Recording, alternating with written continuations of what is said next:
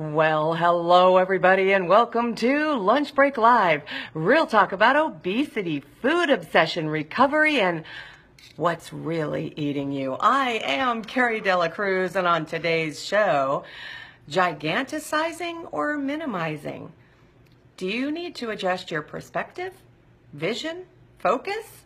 Let's talk about it. But before I focus on that, you guys should know who I am. I am a 2007 gastric bypass post-op, living life in recovery from obesity and obsessive compulsive food addiction as twice the woman in half the body. I'm also a recovery strategist, and what that means is I help people figure out where their unhealthy behaviors are leading them down the path of relapse and regain, so they can live a life in recovery from obesity and addiction or whatever else bothers them. So, easy job, right? Right. Hey, let me find out who's here before I get into today's program. How you guys doing? Everybody doing well, hanging in there? You know, it's August. I don't know if you're aware of that, but it happened. August happened. We are already in month 8 out of 2017 12-month year, and it's a little weird, if you ask me. It's a little weird. Anyway, let's see who's here. All righty, guys. It looks like my mama's front and center, and it looks like, there we go. I pressed something wrong again. And it looks like Nancy and Marty, a second day in a row here. Ariel, I think you're a newer viewer or a less frequent viewer, shall we say. And Amy and Bonnie, Janet and Diana. I haven't seen Diana here like maybe hardly ever or in a really long time. I mean, I know you from Facebook, but I don't know if I've ever seen you on the show. Welcome, welcome. Really glad that you guys are here. Beautiful. Well, now, behind that magnifying glass, it's anybody's guess, isn't it? Michelle, welcome, welcome. Pinar, I'm glad to see you here as well. Sorrel, haven't seen you in a few days. All right, guys, so welcome in. I'm really, really glad that you're here. What shall we focus on today, you ask? Well, I don't know. Let's see. Did you guys join me for my last 2 episodes? Some of you I know did, some of you didn't. Hi, Nina, welcome in. I haven't seen you in a while. And Joan. Did you guys join me, even if you weren't here live, but did you happen to catch the last 2 episodes of Lunch Break Live? Friday's episode was about stress eating and how not to feed your stress, but to instead, you know, because feeding, whatever it is, whether you're feeding it food or unhealthy behaviors, you know, shopping, gambling, sex, you know, whatever it is really another way, can be, another way of avoiding you know, the problem. Maybe you're afraid to face it, and so you want to run away, you want to hide from it, you want to pretend it doesn't exist, stuff like that. So we talked about stress and about how there are other ways to truly cope with it, to work through it so that it doesn't eat you up. Then it occurred to me that a lot of the feedback I was getting from you guys when I asked you if you were having, you know, stress was so extreme, it did not match what it was that I felt I was talking about. And that's when it occurred to me that we were dealing with stress versus distress.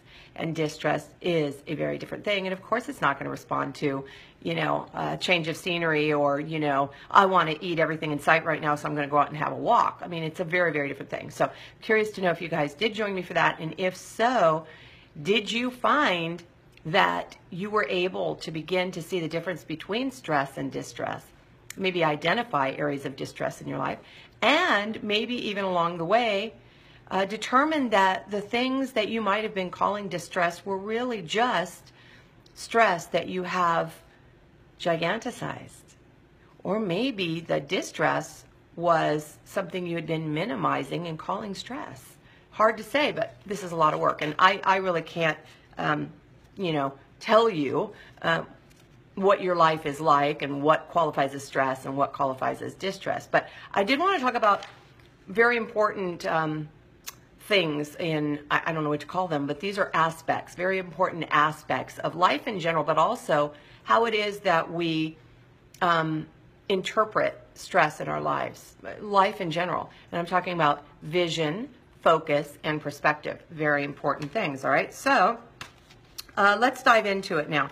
I guess the question I have is, are you guys seeing things differently now as a result of the last 2 days programming? that's what I'm going to throw out there for you.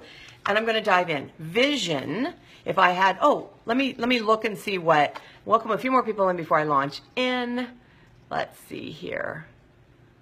All right. Wow. Okay. Here we go. Hi, Marie, all the way from New Zealand on a Wednesday morning for you. And let's see. No way I can stress eat. I would die, Marty says. And of course that means I just need to figure that one out later.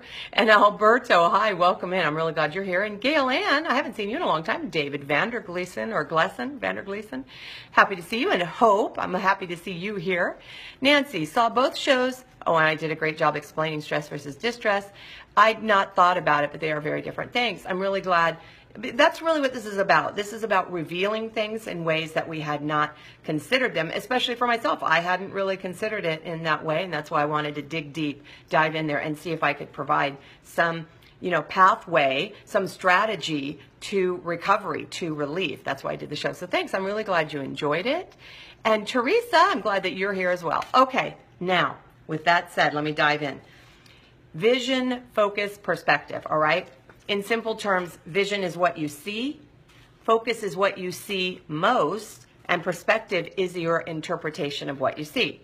That's how I see it, okay? That would be like a distillation of it, right? So some synonyms for vision: idea, image, foresight, concept, all right? So when we're talking about vision, you could be looking at an idea or something, tangible like an image.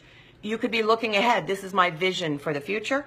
This is a concept. This is how I'm visualizing it. This is how I envision it, okay? Lots more, but those are a few that jumped out at me. Focus. Focus is a little different. That is emphasis or attention, concentration, single-mindedness, and a goal. So when we're talking about where's your focus, what's the emphasis? What's getting your attention? What are you concentrating on? How often laser beam, focus, single-mindedness, nothing else matters except that thing. And sometimes the focus is we focus on a goal, the thing that matters most to us, all right? And finally, perspective. Now, perspective synonyms include viewpoint and standpoint, belief, perception, angle, and heart, like as in the heart of the matter, okay? All right, so we've got those distinctions. And all of those words matter because we use them all every single day when we are trying to figure stuff out, all right? Find meaning. So we use the words figuratively and literally. So sometimes, we can physically see something with our eyes, but we can also see it in our mind's eye, can't we? It's in our mind. It's our imagination, all right? I thought this was interesting. One of the synonyms for perspective is heart, which is why, maybe that's why they say seeing is believing. I don't know. Anyway, we know that what we interpret, we know that when we interpret what we see, okay, wait. We know that what we interpret, this makes no sense. This sentence is missing a word, and I cannot, for the life of me, figure out what the heck I was saying. Hold on a minute. Please hold. Okay. We know that we interpret what we see. I had too many words. I know that we interpret what we see, and interpretation is subject to perception and perspective, all right? So in other words, it's open to interpretation, our perspective. If we have a bad experience with a dog, for example, let's say you see a dog and you had a bad experience with a dog. So if we see the dog, we might focus on the time we got bitten, right? And then we conclude from that dogs are bad. So vision is the dog, focus is the teeth, and perspective is bad dog. See what I mean? That's what we can conclude. That is how we interpret what it is that we are experiencing based on what we're seeing, and it often relates to what we saw, what happened in the past, okay? And then we apply that same perspective to everything that looks like a dog. Got it? So we know that there's an eye test for vision, right? Go to the doctor's office, cover one eye, you see the big E. It's easy. I memorize the big E, whether I see it or not. I know it's the first letter, right? So we can actually determine how accurate our eyesight is. 20/20, 20/30, 2400, whatever, okay? So are we seeing things clearly, right? When they show you a Q and an O, and if you don't see the tail, then you know you're maybe not seeing things clearly. Maybe you get a general idea of it, but you're not picking up the details. How far away can you see something? How far away can you be and still see clearly? How close can you be and still see? There's also a test for color, isn't there? So we can determine color blindness, and there are tests for depth perception and perspective even, which is where we determine how far away something is and how big or small it is, right? So we have all of these concrete tests to test things physically, and those would be objectively, right? We have objectives, numbers, okay? But unfortunately, I don't really think there is a test, I put that in air quotes, for emotional vision, mental color blindness, or physiological perspective.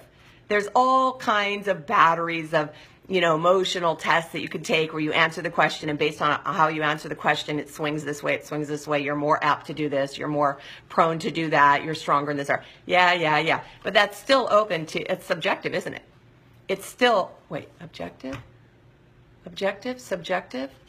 Oh, Lord have mercy. Subjective. It's subjected to your opinion. All of a sudden, I'm getting them backwards. Somebody's going to have to set me straight. My perspective is askew. So here's the thing. Those tests aren't exact. Anyway, they're always open to interpretation. Somebody else's understanding of it, okay? Based on trends, obviously, usually. So those tests are always open to interpretation. So how do we know if we're seeing things clearly, focusing on the right stuff, and have a balanced perspective about life and recovery? How do we know?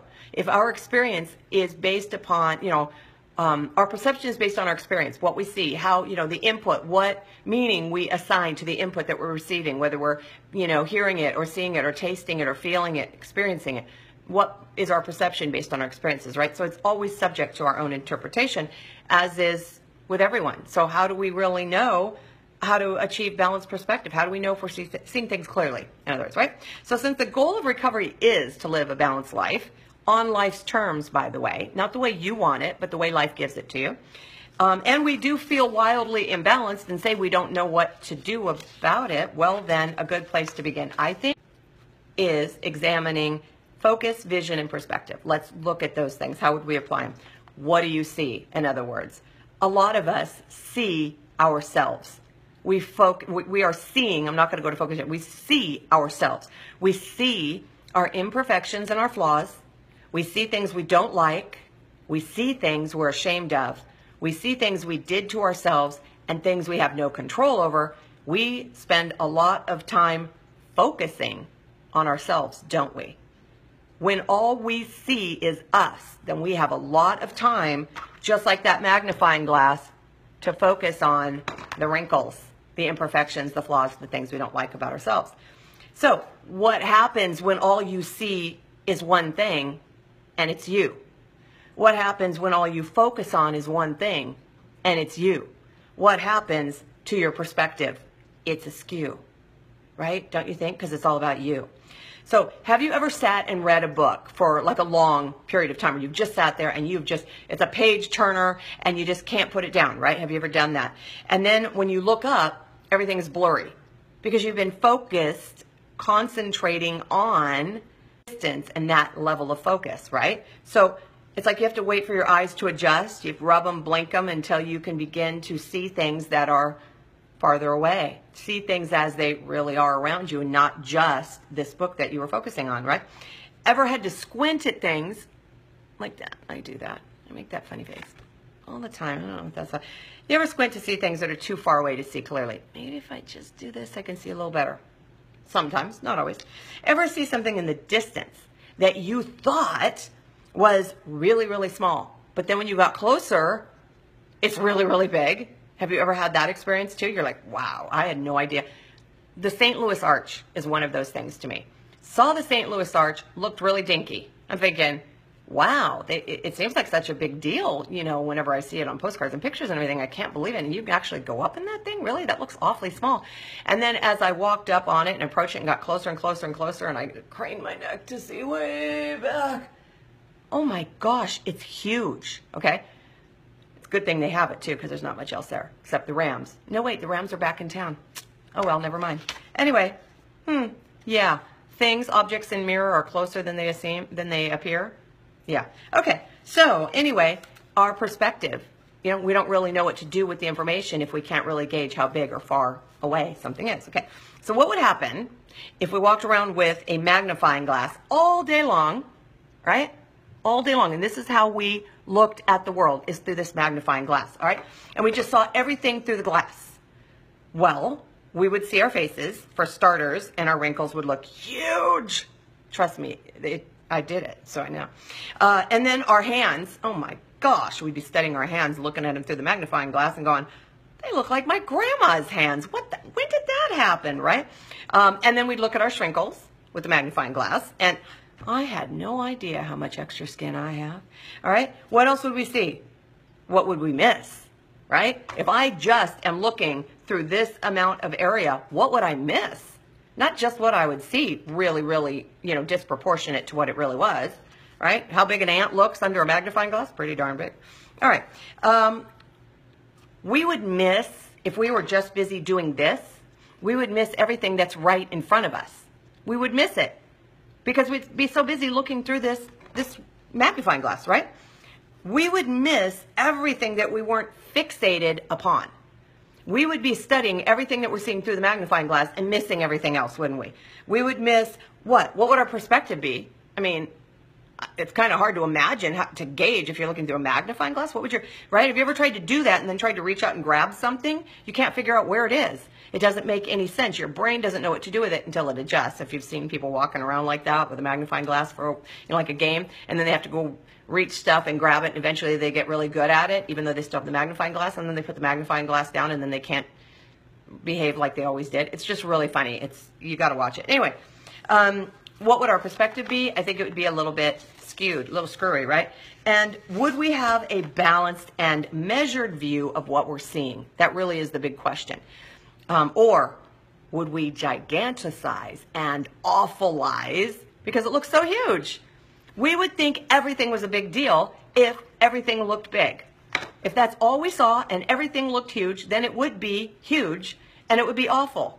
So we would terribilize and awfulize and giganticize, wouldn't we? Okay? That is a possibility. If everything that you see looks bigger than it really is, then how are you going to perceive it? How are you going to respond, or more importantly, react to it? Okay? Why do they put blinders on horses? Have you ever thought of this? I know if you saw Gone with the Wind, it was to get them to go through burning Atlanta, all right? But we didn't have a burning Atlanta, on the racetrack, when they put blinders on. Why is that? So they'll only be able to see what's in front of them, and that's what they'll focus on. Do the race, run the race, look here. I don't need to look at the horse to the left or the horse to the right. I don't care what, color the jockey's wearing. My job is to get around the track, and I got to stay in my lane, right? So that's why you put blinders on horses, so that they will not get all distracted and go, squirrel. Okay, we don't need that happening in life, all right? So blinders help horses get through tough stuff and avoid distraction, don't they? But they also, by definition, blind them to everything beyond the limited scope of the blinders. So by definition, in one sense, you're focusing on the task at hand, what you need to accomplish. You're also missing everything else outside of that. And so you think this is your world if you have your blinders on, all right? Think about that for a second. Do you have blinders on? Of course I have to ask that question. Of course that's where we're going. Maybe you had them on before you started to treat your obesity, started your weight loss journey, right? And now you see pictures of yourself and you say, I was never that big, right? You can't believe how big you were because you had blinders on then. You didn't see it. You didn't see yourself for the size you really were. But now that the blinders are off, you're like, oh, I had no idea I was that big. I didn't see myself as I really was, right? Or maybe you were seeing everything through a magnifying glass like I was. Oh my gosh, right? And now you see pictures of yourself and you're like, I always thought I was much bigger. That was me. That was my distorted thinking. I thought I was much bigger than I was. Okay? Magnifying glass, not blinders. All right? Maybe you realized that you were a drama queen. I'm not saying I might have been. And you experienced everything at a fever pitch. So everything was immediately escalated to 100 miles an hour. It was a 10. Fire, fire, fire! Everything for me. I had to escalate it in order to get attention. I needed people to pay attention to me, so I needed to make it seem much more dramatic than it was. Everything was do or die, now or never, awful or excellent. right? Very, very extreme. Very extreme. There was no middle ground.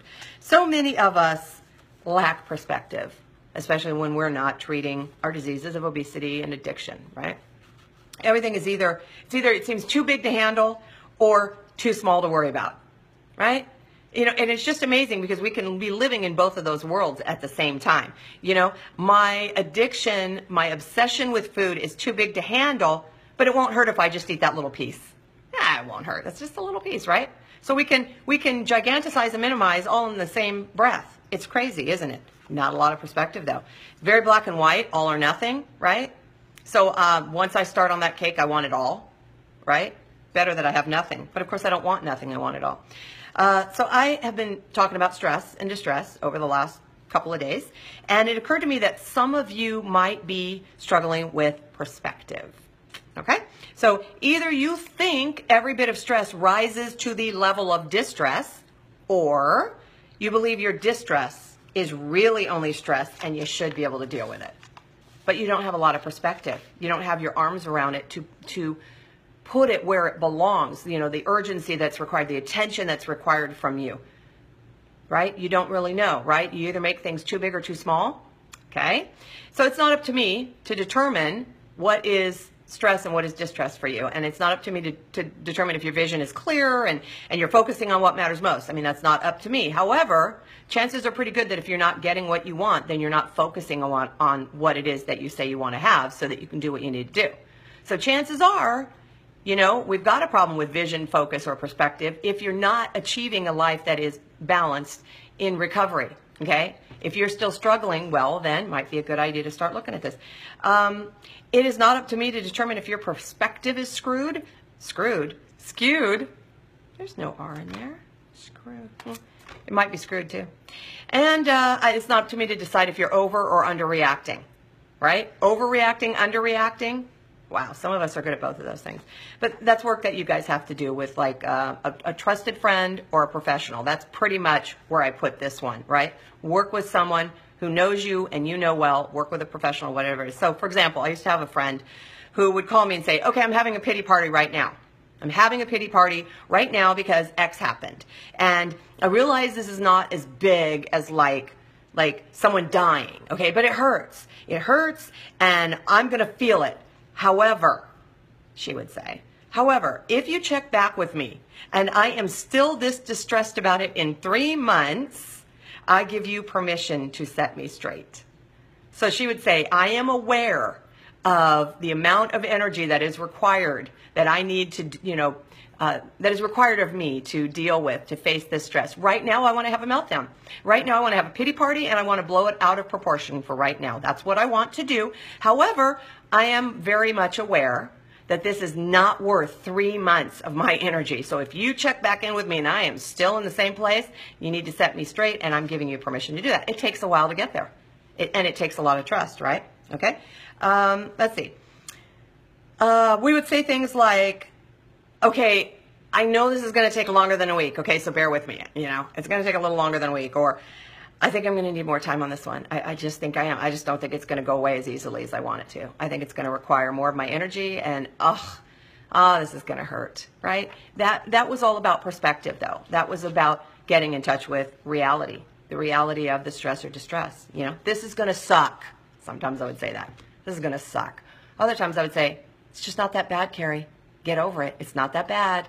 But again, this requires perspective. Okay, you can't do this until you've learned, until you've adjusted your focus, until you've seen that you're seeing things clearly. You know, this takes work. All right, let's see. Sometimes we would have to remind each other that the grief or the sadness or the distress we were feeling was worthy of our attention. So we were minimizing the situation and needed to gain perspective. We were minimizing it by trying to get through it and saying, I don't have time for this. All right. I don't need to deal with this right now. You know, like when my dad died, you know what? I felt like it's a big deal. Okay. I want to deal with it. I know it's always going to hurt, but doggone it. You know, I don't want to do that right now. I have things to do. Well, grief has a funny way of doing what it wants to do when it wants to do it. And so I had to allow myself to grieve. I had to allow myself to have some perspective on it. but like my husband said, let yourself get low, but not too low. And his point was, don't marinate in it forever. Feel sad about it. Have that moment. Give yourself permission to do that. But realize that your dad wants you to live as well. He doesn't want you to put your life on hold. That was the way we dealt with it. And so I wanted to reject it because I didn't want to feel bad. But of course we feel bad. And if we don't pay attention to it, it will eat us up. And then we will overfeed it, won't we? Because that's what we always do. So we would realize as friends that we were minimizing the situation, needed to gain perspective. Sometimes we would remind each other that we were awfulizing, and our reaction was just too big for the situation. It was disproportionate. It was like either overreaction or underreaction, right? That's what we were looking for here. Is this reaction, is this response appropriate?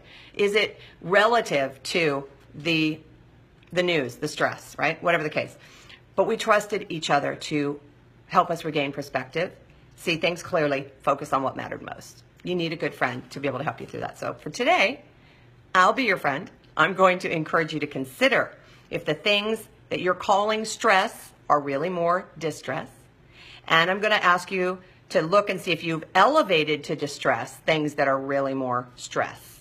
Be honest with yourself. You don't know an answer to anyone. If you don't know, check in with a friend, a close, good friend who knows you, or a professional, counselor, therapist, a priest, cleric, whatever, and say, I need help finding balance. Am I overreacting here? Am I underreacting here? Have I been marinating in misery long enough? Is it time for me to get over myself, right? Am I hyperfixated on myself and not seeing things clearly? Am I looking at life through a magnifying glass, or am I seeing everything around me, right? Where's my focus? Am I more focused on what I'm eating or what's eating me? It's kind of what it always comes down to. Things like that. So just start writing it all out. That's what I want you guys to do. My kitchen floor is dirty. I have to go through the mail. I have to organize my closet. I don't have any clean clothes. I got to do laundry. I have a sick child who is requiring a lot of my time and attention. I have a troubled marriage that is requiring a lot of my time and attention. I feel lonely. I feel trapped. I'm beating myself up because I ate something I shouldn't have and I regained 5 pounds. I'm beating myself up because I regained everything I lost plus 5 pounds. I'm beating myself up because I still have 10 pounds to go until I meet my goal weight. Okay? You got to write all that stuff out and determine, is this stress or distress? Is this traumatic? Was this truly traumatic, or is this something I need to face and cope with and deal with? Am I overreacting or underreacting? If you need help, get a friend to check in with you, okay? Perspective, focus, vision. What are you looking at? What are you seeing? What is occupying most of your attention? And is your interpretation of your life and circumstances skewed or accurate? Chances are it's not very accurate right now because this is something you're still working on, okay? Once you have a list, begin to determine what you can do about it, what you need to do to sharpen your vision and redirect your focus and reclaim your perspective. What do you need to do? If I am dealing with the loss of a loved one, then I need to get grief counseling maybe. If I have been stuck here and I'm not making any progress, look, you never get over that, but you learn to get through that. What was it? Churchill always said, when you're going through hell, keep going. You got to keep going. If you're just sitting there burning up, burning to a crisp, you're not moving through. Okay? A lot of people say move on, get over it. I don't think you ever get over it, but you do get on with it. Okay? That's the goal when you're dealing with that. All right? If you're not really sure and you've elevated everything to a catastrophic event, get back to support group. Start checking in with other people and see what's going on in their lives, and then maybe it'll help you claim a little bit of perspective, all right? You will be glad you did, basically, guys. Taking this time with yourself, you're going to be really glad you did. So as I approach the 30-minute mark, very important things I want to say. This being the first day of a whole new month, I have got to thank my patrons. Oh my gosh, you guys. I have 12 people that stepped out on faith and said, you know what, I believe in what you're doing, Cari, and I want to support you, and I want to become a patron of Lunch Break Live. And you guys do it every month, and I value you and treasure you. I could